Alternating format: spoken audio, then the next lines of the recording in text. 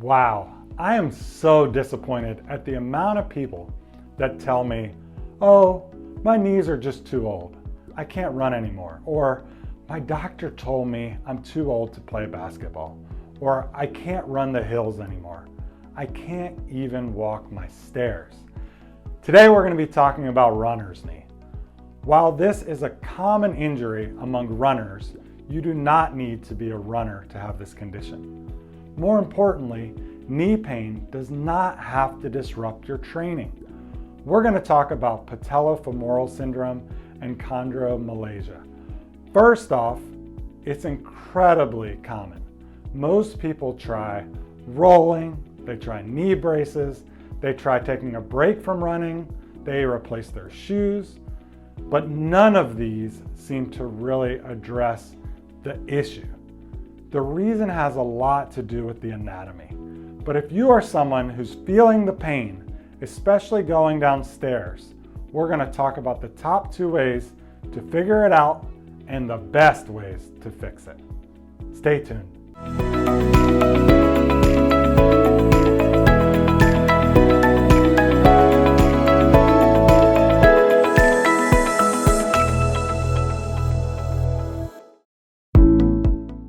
The first thing we want to talk about is the anatomy, so you understand why this is happening. Sometimes the scariest part of pain is going to WebMD. That WebMD diagnosis is way worse than what's actually happening, even though the pain feels unbearable. So let's talk about the anatomy. As you can see here, the patella is this little circular bone that sits in the front of the knee. Most runners are really familiar with it, but the issue is if it is not tracking well, meaning it's not sliding the way it should, it creates more irritation, more inflammation, and more pain over time. Think about it as you would with reps if you're lifting weights. You wouldn't want to do a ton of reps where the bone is grinding against another bone. Even a tiny bit of offset is enough to create a huge inflammation response. So we need these muscles around the knee to be working as a team.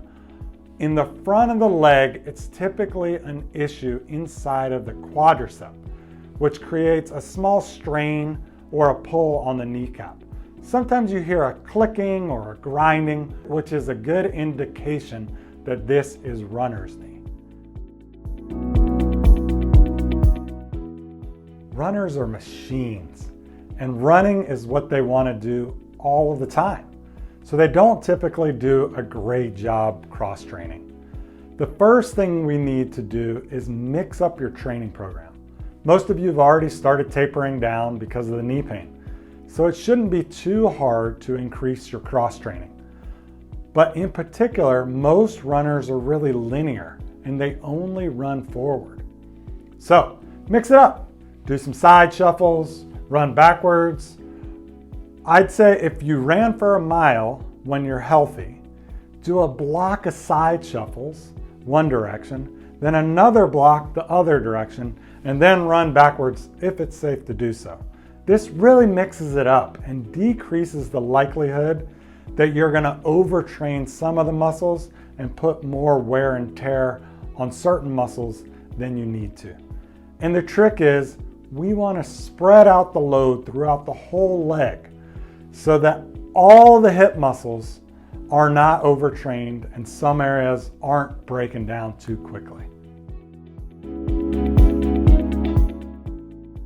So it's important that you make sure that this is actually runner's knee before we start trying to treat it. So in order to do that, I'm going to run you through 3 easy things you can do at home to dig into it. So we're going to do it on ourselves. The first is to try to figure out if there's inflammation under the kneecap. There's 2 good tests for this. The first one is you create a little ledge for the top of the kneecap, and then you contract your quad as you're holding the kneecap in place. So you hold it here, you contract the quad. You can see how my kneecap kind of fights with my hand and tries to lift itself up. If that's painful, that's a sign that there's inflammation under the knee. We're going to also look at all the other different directions of the knee. So Gently kind of move it in all the different directions, see if any of those are tender or create pain. If so, you probably have some irritation under your kneecap. But to really dig in, you're gonna push down as hard as you can. Imagine you have someone else who's doing this test. They'd be standing over you, kind of pushing down. It's easy for them to get a lot of leverage. It's hard for you to get good leverage, so you are gonna have to use force. So in this case, you're gonna push down and you're gonna kind of move it all around, kind of grind it in place. You're looking to see if there's any inflammation in any of those, what should be really smooth surfaces. And you're looking to see if there's lots of friction. So again, push down hard, move it in all the different directions of the leg. If that creates pain, then you know that there's some inflammation in there. And then last but not least, you can use some tape. I'm using KT tape here today, but if you don't have any KT tape, you could use packing tape or something like that. It's only gonna be on you for a couple minutes. I cut a strip of KT tape in half. You're gonna tape on the outside of the leg,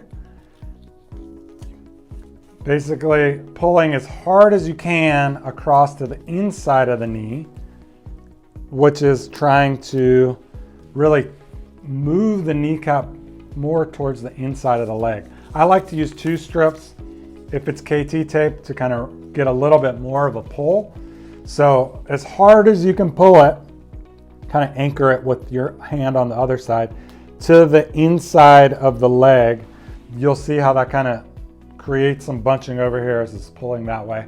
And then the concept is you go out and you do the stairs. If you have hairy legs, you can shave it down. It'll make the tape last a little longer. But if you're just going for a couple minutes, it should hold in place. But you're gonna go do the stairs, go back up, go down, see if it feels better. In this case, if it feels better, that's a good sign that there's some imbalance in the muscles around the knee. And we're gonna dig into that. The first place we want to start is with a few exercises. Typically, they can knock this thing out right away. So what we're going to start with is side lying clamshells. The reason for that is we want to balance out the iliotibial band, which is super common for runners to have issues with their ITB. So you're going to lie on your side. Once you're on your side, you're going to line up your feet and your knees.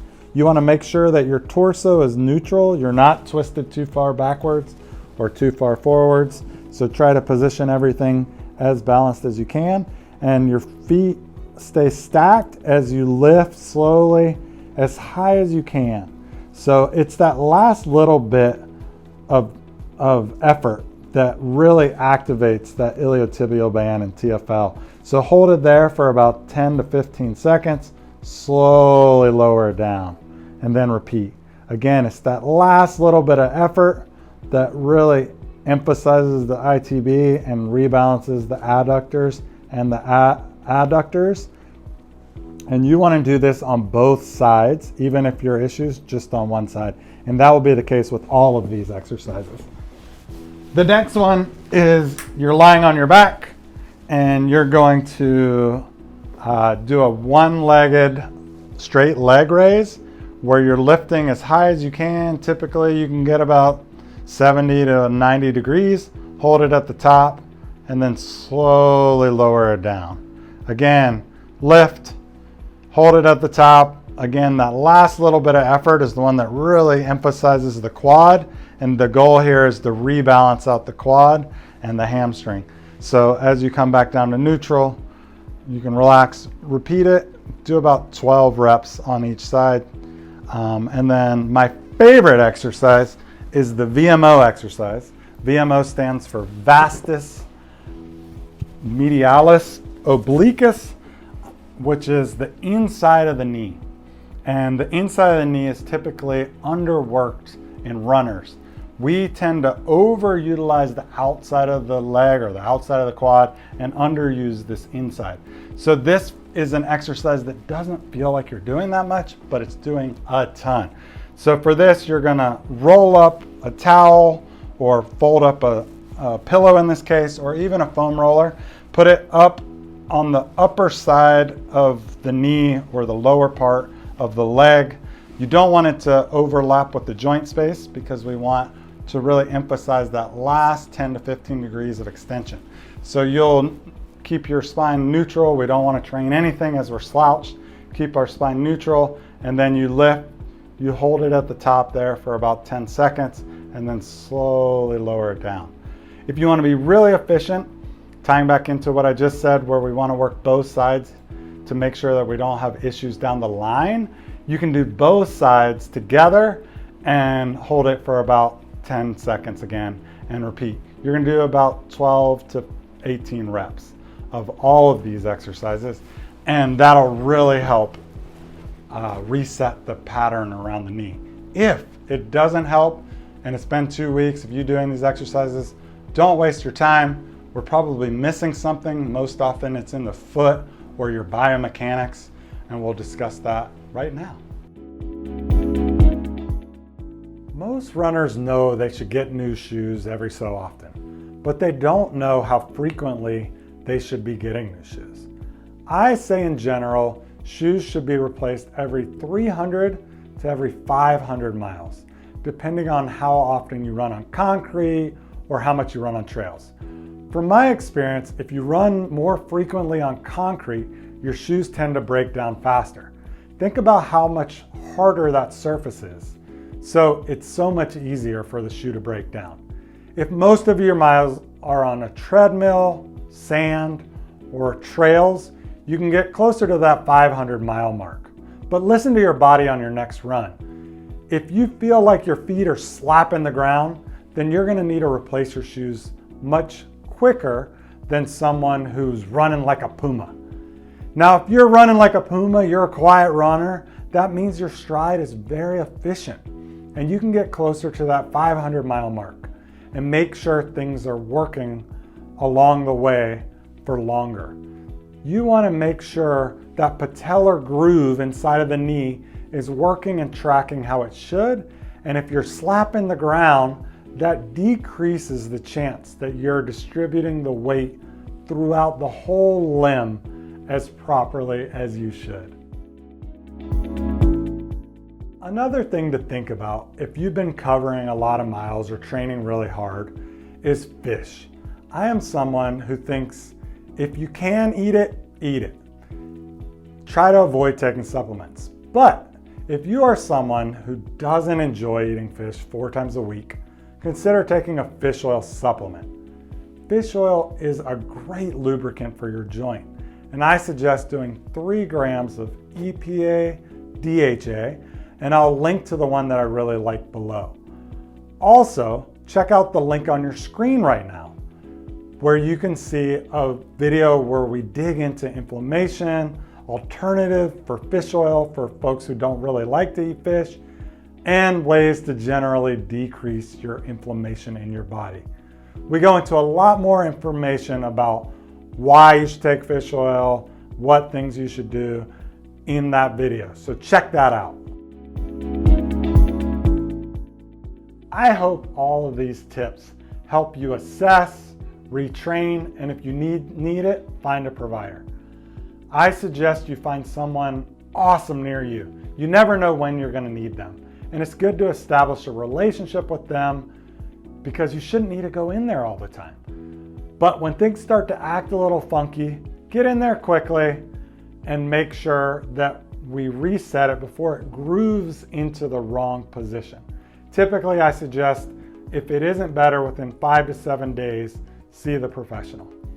That's what happens with runner's knee. Typically, things are a little wonky. Runners in particular aren't great about pausing their running until it's usually too late. And then they try to run through it, and that creates a bad behavior, and bad behavior creates bad patterns, which creates more wear and tear in the system and ultimately takes you out from the thing that you love even longer. So if you live in the Bay Area or visiting the Bay, we'd love to be of assistance. Or if you find someone that you really love, feel free to share your experience below. We look at the YouTube community as just that, a community. And we want to put resources out there that help you keep training the way you want to. Thanks for watching. Please like and subscribe, and we'll keep putting out good content. Thanks so much.